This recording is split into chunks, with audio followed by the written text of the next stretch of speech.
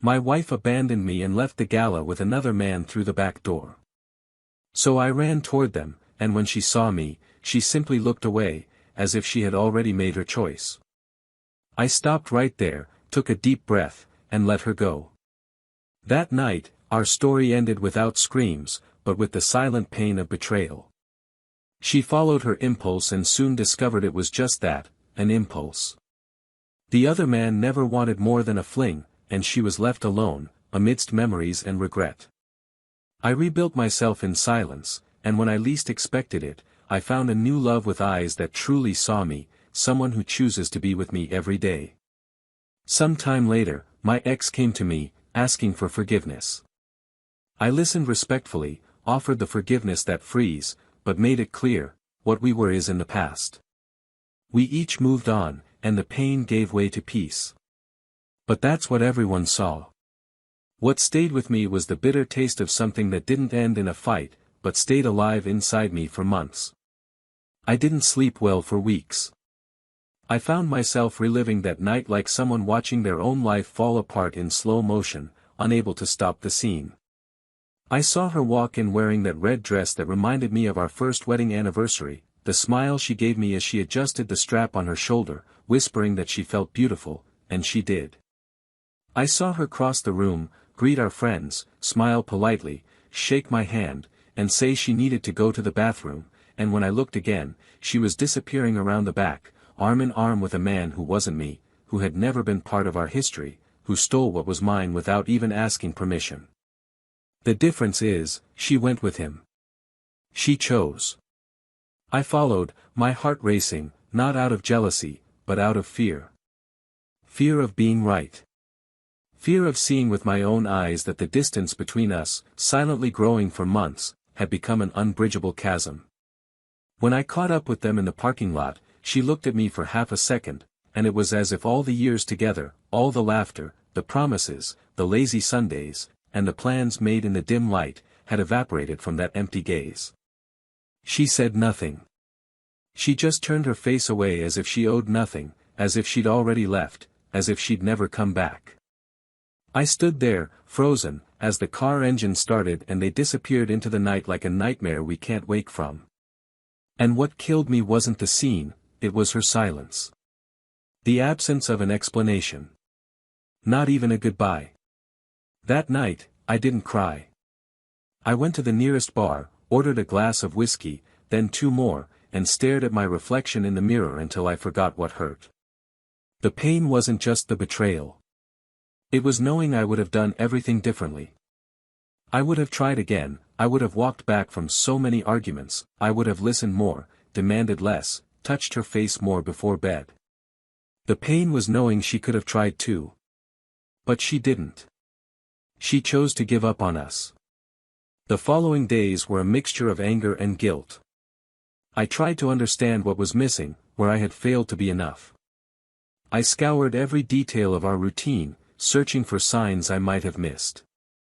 I began to remember glances that lingered too long, laughter on the phone, meetings that stretched beyond their allotted time, the coldness of hugs, the sudden disappearance of loving messages. It all began to make sense too late. I wanted to forget, but I clung to the memory of what we were. And even though I knew she was no longer there, I still heard her footsteps through the empty house, still left space in the closet, still glanced at the side of the bed as if waiting for an impossible return. Months later, when the pain began to subside and the silence stopped hurting so much, I began to rebuild myself. Silently. I didn't post indirect messages, I didn't share my sorrows. I was alone. I started running in the park at dawn, I went back to reading books that made me forget reality, and one day, sitting alone in a coffee shop, I felt someone really look at me. Not with pity, nor with fleeting desire. A clean look.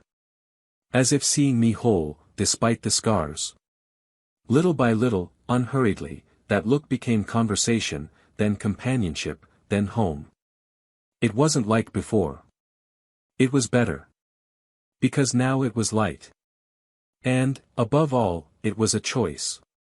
Every day. It was then, at the exact moment my life was beginning to smile again, that she reappeared. Not arrogantly. But with a timid plea, like someone holding pain between their fingers. She told me she'd made a mistake, that it was impulse, that the other man didn't want anything after the first night, that she tried to find him, but he already had another woman, who was used, and then discarded. And, with tears in her eyes, she said she now knew the value of what she'd lost. That I was home. That I was the man. That I was the love she couldn't hold on to. I listened to her. Not out of hope. But out of respect. The same respect she didn't show me when she chose to leave without looking back. And calmly, I said I forgave her. I truly did. Because forgiving means letting go of a burden that no longer serves. But I also made it clear, what we were is in the past. Love doesn't last alone. Love needs to be sustained by two. And now, I was with someone who chose me. Who didn't hesitate.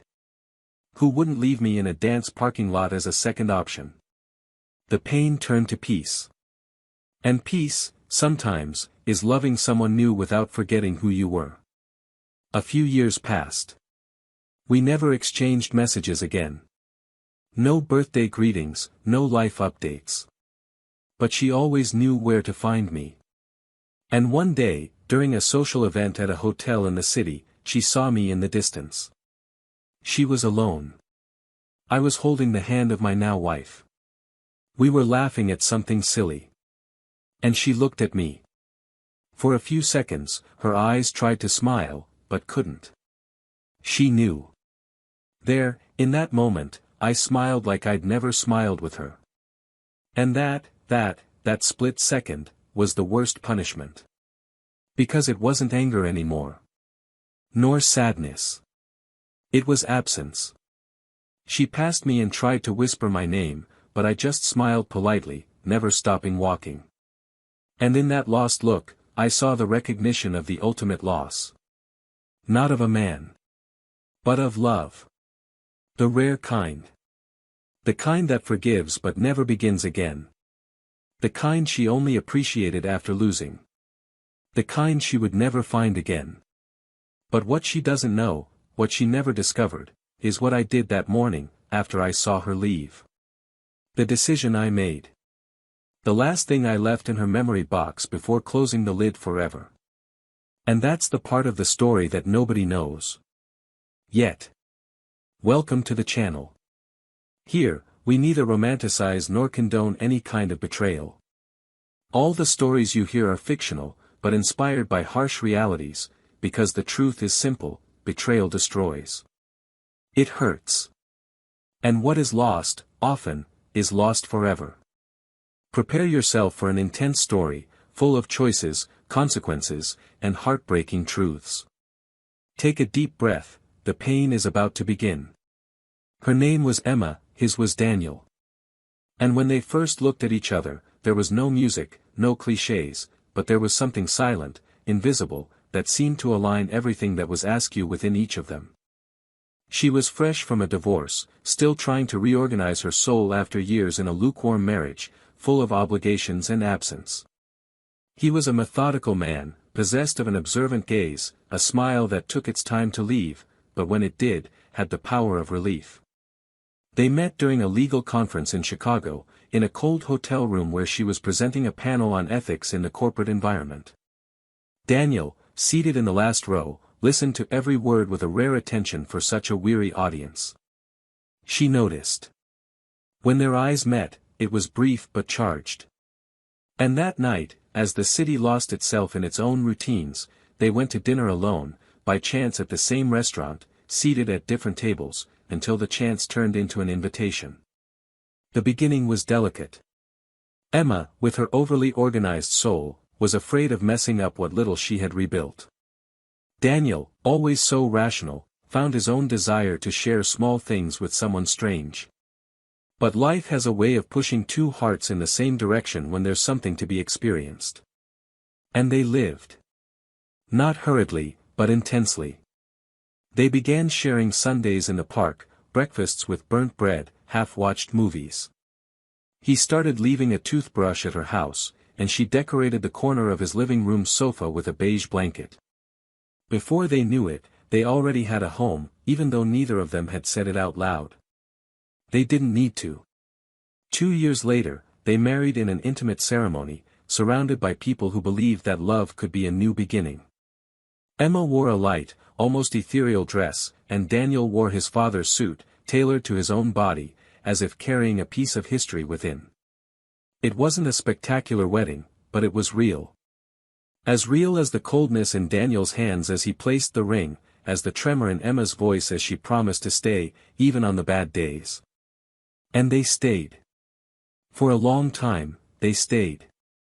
The house they chose together was modest but full of windows. She insisted on flowers on the porch, he tended the garden on Sundays.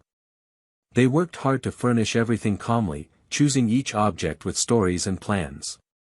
She kept photo albums on low shelves, and he prided himself on organizing the couple's documents with almost military precision. Their daily lives were filled with a routine that only lovers know how to appreciate, arriving home to the same person, knowing that laughter would come with some silly memory, sharing silence without discomfort, sleeping with their feet touching under the blanket. It seemed like little to an outsider, but it was everything to them. Emma dedicated herself zealously to the law firm where she grew professionally. She had a firm voice in meetings, commanded respect with lucid arguments, and even when the environment was competitive, she remained firm, focused, and discreet. Daniel, on the other hand, preferred the calm of the public sector, where he worked as a legal advisor for a municipal department. He was proud of the stability it offered at home, even though he heard jokes about the bureaucratic routine. In truth, he enjoyed the predictability, and believed this constancy was a form of care. Emma sometimes missed something more vibrant, more challenging, but she never said it out loud. She kept it to herself, as if not wanting too much were a sign of maturity. At social events, they were seen as a solid, respected, and polite couple. They attended dinners, charity balls, and get-togethers with a certain distance, as if preserving what was theirs in a world apart. She, always elegant, discreet, with a presence that required no effort to be noticed. He, restrained, gentle, observant. People commented that he was a lucky man. And for a long time, he believed he was too. Not because she was perfect, but because she was his. Because they had chosen to walk together. Because there was love. Perhaps more his than hers, but it was still love. Little by little, things began to change. First, it was the routine. She started arriving later, saying her cases were demanding more hours. Then came the trips. One in particular, to a conference in New York, left Daniel restless for days. She returned different. Less present. More distracted. Sometimes, she seemed to chat with him like someone answering emails. The connection that had been silent before was now absent. But Daniel didn't question it. He had learned, throughout his life, that love requires patience. And maybe it was just a phase, just fatigue. He believed it. He needed to believe it. When he asked if everything was okay, she said yes. When he offered help, she smiled and said she didn't need it. When he tried to regain her composure, she walked away, claiming she was exhausted. But they still slept together. They still had dinner together. They still made plans for the next holiday. Something was broken, but something was still there. Or so Daniel wanted to believe. Inside, Emma was experiencing a conflict she couldn't name. She loved the idea of Daniel. She loved what he represented, security, affection, partnership. But something inside her was unsettling. A quiet voice telling her there was more. That maybe she was losing herself amidst the predictability. It wasn't his fault. It never was. It was an emptiness that even she couldn't explain. Maybe it was herself. Or maybe it was just a longing to feel something new. Something that would remind her she was alive. Even so, she continued. She made breakfast on Saturdays, arranged the tablecloths for guests, kept the picture frames lined up on the bookshelf. Daniel, for his part, continued his discreet dedication, trying not to pressure her. Sometimes he caught himself looking at her while he slept, trying to remember the exact moment he began to lose her, and not knowing if, in fact, he had already lost her. The love was still there, but shrouded in a veil of silence, of absence, of something no one could name. And it was in this context that they received an invitation to the gala ball of the Legal Foundation, of which Emma was one of the patrons. An elegant event, attended by the city's legal elite, featuring long gowns, impeccable suits, and speeches on justice and ethics.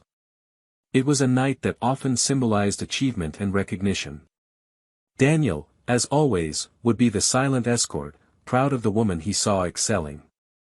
She, with her hair tied back in a delicate bun, would choose a dress that discreetly emphasized her figure, impeccable makeup, and high heels. The arrival at the ballroom was as usual: flashes, greetings, glasses of sparkling wine. Smiles for acquaintances. Brief kisses on the cheek. But there was something different in the air. Something Daniel couldn't immediately identify. The way she distanced herself between conversations. The way she glanced around as if waiting for someone. A restless glint in her eyes. He didn't know it, but something about that night would mark the end of a cycle. There would be no fight. No explosion. But there would be a full stop. A full stop so subtle and yet so brutal that time itself would take a long time to erase it. And that night, as the music filled the room and the lights spun over the distracted heads of the guests, Daniel danced with Emma for the last time. His hands were firmly on her waist, his face pressed against hers, their familiar scent filling the air. He didn't know it. But it was the end. And even if she had known, she chose to say nothing. Because sometimes silence hurts more than the truth. The music still echoed lightly and elegantly in the hall, while glasses clinked and footsteps glided across the marble floor, creating an almost rehearsed choreography of distracted bodies and smiling faces. Emma was stunning in that dark blue dress that hugged her body with sobriety and elegance, her bare shoulders and partially exposed back creating an image Daniel couldn't stop admiring. Even though something inside him demanded silence. There was a subtle tension in the air, something unspoken, something he couldn't name, but which pulsed beneath his skin, as if his entire body knew what his mind still refused to accept. That night, the woman sleeping beside him had transformed into someone unrecognizable, and he couldn't understand how. She seemed restless, though she struggled to maintain her smile, though she greeted the guests with her usual cordiality, though she held his hand as if it were still his. And perhaps it was. But only until that moment. The warning came disguised as absence. A look that strayed whenever he sought her eyes, a hurried excuse when she pulled him toward the bar and said she needed to go to the bathroom. And when she disappeared through the side door of the lounge, Daniel felt his body freeze, but it took precious seconds to accept that this was really happening. He walked quickly through the hallways of the entrance hall, past the security guard, across the parking lot, his eyes searching every corner as if searching for his own heart fallen on the asphalt. And then he saw it. Emma was standing with her back to him, next to a black imported car, her arms crossed, waiting. The man who arrived was tall, well-dressed, with a smile too confident for the time and place. When she saw him, she smiled restrainedly, but filled with something Daniel had never seen on her face, anxiety. He stopped. A few meters away from them. He didn't shout. He didn't run. He just waited. When Emma turned and saw him standing there, she said nothing. She didn't move her lips. She just looked away, as if she'd already made up her mind, as if she didn't need to explain. Daniel felt his throat tighten, as if he were trying to swallow all the years together at once. And then she got into the car with the other man. And the car drove off. There was no scene. There was no drama. There was only the emptiness of the asphalt, the silence of abandonment. And a man standing in the dark, trying to understand how love ends without noise. He didn't follow her. Not that night. He walked home with heavy steps, removed his tie as if ripping off a chain, and sat in the living room armchair, his eyes fixed on nothing. Everything hurt, but what hurt most was her silence. The way she simply erased him from the decision. As if he'd never been a part of it. In the days that followed, Emma didn't call. Didn't text. Didn't come home. Daniel respected her. Didn't seek her out. Didn't beg. He decided to suffer with dignity. He turned off his phone notifications, temporarily deleted his social media, and allowed himself to experience the pain without an audience. What he didn't know was that this was only the beginning of the destruction. What Emma didn't yet know was how much she would lose. She tried to return weeks later. She arrived with a restrained look in her eyes, her voice lowered, and said she needed to gather some things. He opened the door and remained silent as she walked through the rooms where they had once shared their lives. He didn't ask for an explanation. She offered none. She simply thanked him and left. The emptiness that remained after her second departure was even more cruel. It was the echo of the certainty that it had all been real. And it was over. The months passed like someone dragging themselves through the shards. Daniel didn't tell anyone. He went back to work, re-established his routine, but he was never the same. Memories came without warning, her scent on some forgotten piece of clothing, a glass she used to use, the playlist still playing in the living room. Until, without seeking it, he met someone. And it wasn't an overwhelming love, nor a cinematic one. It was calm. True. It arrived as a cure, as light companionship. It was different. It was new.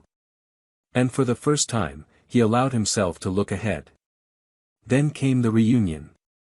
A social event, almost 2 years later. A charity dinner, like so many others they had attended. Daniel was different. His hair was shorter, his beard well-groomed, his gaze clearer. Beside him, a woman with kind eyes and a serene presence. Emma saw him from afar, between a glass of wine and a practiced laugh. She was alone. She wore a black dress, her hair loose, her eyes full of absence. As he passed her, he smiled politely, without stopping. She tried to hold his gaze, but he was already gone. It was there, in that moment, that she began to understand what she had done. In the following days, Emma reached out to a mutual friend. She asked for Daniel's number. She wanted to talk. He agreed to meet. They met at a discreet coffee shop. She arrived first. When he entered, she took a deep breath. She stood up with a half smile, and he returned it with a slight wave. They sat across from each other. She began by saying she had thought long and hard before asking him. That she hadn't expected anything, she just wanted to say she regretted it. That time had been cruel to her. That the man she'd gone out with that night disappeared days later. That there was never love. That it was just impulse. An escape. A wrong choice made at the worst possible moment. She said she felt stupid. That for a long time she believed he held her back, when in fact, he was what anchored her. That every relationship after that had been worse. That no smile had tasted the same. That no bed had felt like home. Daniel listened. Without interrupting. His heart heavy but firm. And when she finished, he said, in a calm voice, that he forgave her. Truly. But that he no longer loved her. That what they were was frozen in some beautiful corner of his memory, but now he was a different man. And that he was with someone who truly saw him. Who chose him every day. Emma tried to hide her pain. But eyes don't lie. She murmured that she understood, even though she didn't. She said she just wanted to see him happy. He thanked her. He paid the bill. And said goodbye with a kiss on her forehead. In that moment, Emma knew, she had lost. Not just a man. But the version of herself that was happy with him. A few months later, on a random night, while driving home alone, Emma turned on the radio. An old song was playing. The same one Daniel used to hum softly while washing the dishes. She smiled, but soon her eyes filled with tears. She pulled the car over to the side of the road and cried like she had never cried before. Not because of his absence, but because of her own absence. Because of the way everything inside her had shattered the very moment she chose to leave. And what she would never forget, what would burn inside her until the end of her days, was that moment at dinner. The image of him laughing with another woman, with a light, honest, carefree smile. A smile she'd never seen. A smile he'd never given her. And it was there, in that image, that Emma understood, the love she had been searching for all along, was the love she already had. But she chose to leave. She chose too late. Time doesn't erase everything, but it teaches us to live with what cannot be changed. The months that followed their reunion were silent for both of them. Daniel continued his life with a tranquility that came not from the absence of pain, but from the presence of peace. He had weathered an internal storm few had ever known, and now, even if some scars still appeared on rainy days, he knew who he was, what he wanted, and, most importantly, who chose to walk beside him. The woman he shared his life with no longer needed to fill the spaces left by another. She was new in everything, in the way she loved, in the way she cared, in the way she said, "I'm here," even in silence. By her side, Daniel didn't rebuild himself, he blossomed. And this was evident even in the smallest gestures. The mornings were lighter, laughter came easily, and the eyes that had previously been tired now shone with sincerity. There was no rush, no pressure. It was a simple but complete love. A love built with what's left of a broken heart, that refuses to die when there's still truth. Emma, on the other hand, was slowly losing herself. That encounter at the coffee shop had left deep scars. She left feeling like she'd said everything too late, and time, which had once seemed like her excuse, was now her punishment. The days grew long again, the nights even longer. She tried to fill the voids with work, with empty conversations, with fleeting loves, but nothing worked. Nothing had any meaning. Nothing was whole. Each new face she met only showed her more of what she had lost. The friends who once surrounded her drifted away, not out of resentment, but because she herself was no longer her companion. She carried on her shoulders the weight of a poor choice, of the silence that destroys more than a cry, of the lack of courage to fight for what was worthwhile. She spent hours looking at old photos, trying to understand when she became someone else. When she stopped recognizing herself. One random early morning, aimlessly scrolling through social media, she found a photo of Daniel with the woman who was now part of his life. They were on a road trip, sitting by a lake, laughing at something you couldn't hear but could feel. It was happiness. And there, in that moment, Emma realized a devastating truth: Daniel was a better man without her. He tried to pretend it didn't hurt. He tried to tell himself that it was part of life, that people lose themselves, that not everything is forever. But deep down, I knew that ending wasn't natural. It was provoked. Chosen. And worst of all, by her. They wrote a story together that could have been beautiful until the end, but it was interrupted by an impulse, by a momentary desire, by a search for something that already existed, but which she didn't have the patience to nourish. The lover, who had been her escape, vanished like smoke after the first night. He never answered any more messages, never called, never showed up again. It was a distraction that tasted like poison. And the poison remained. Emma didn't blame him. She had allowed it. The real mistake wasn't the physical betrayal. It was the emotional betrayal, silent, progressive. It was stopping the fight. It was abandoning home before opening the window to dialogue. Now, she wandered among the rubble of herself, trying to pick up the pieces she no longer knew where they were. Daniel, in turn, found stability not only in his new relationship, but also in himself. He began to appreciate the little things even more. He learned that love isn't suffocating, it's a daily choice.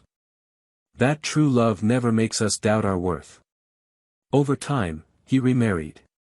A small ceremony, surrounded by truth, without empty promises, without appearances to uphold. The rings exchanged that day carried stories of overcoming and new beginnings. He knew nothing would be the same again, and that was good. Because now he was different, he was mature, he was aware. He looked at his new wife with the serenity of someone who knows how hard it is to lose someone you love. And this awareness made him love better. Years later, at a formal event, Emma and Daniel's paths crossed once again. She was alone, sitting at a table in the back, absently stirring a glass of wine. When she saw him enter, with the same steady gait as always, accompanied by the woman who was now his wife, she felt a new tightness in her chest. It wasn't longing anymore. It was acceptance. She watched them from afar, saw the subtle touch of their hands, the complicity in their eyes, and had no doubt, that was the end of the story. And it wasn't with her. On the way out, they met briefly. He greeted her with a polite, distant, yet kind smile. She returned it with a look that said it all: gratitude, guilt, peace. And for the first time, without needing to say anything, they both knew that chapter had, indeed, been closed. There was no more pain. There was no more resentment. Only the memory of something that could have been, but wasn't. And life went on. Differently for each of them. If you've made it this far, leave your thoughts on this story in the comments. What would you have done in each character's shoes? Do you think betrayal is forgivable? Have you ever experienced or witnessed something like this? Don't forget to subscribe to the channel so you don't miss any stories like this. Every week, new stories of love, choices, and consequences that touch the soul. And remember, betrayal doesn't just destroy relationships, it destroys trust, respect, history, and often, love itself. You don't just betray someone else. You betray yourself. On this channel, we don't condone any kind of betrayal. We tell these stories to show, without romanticizing, that every choice has a price. And that sometimes, regret arrives, when forgiveness no longer has a home.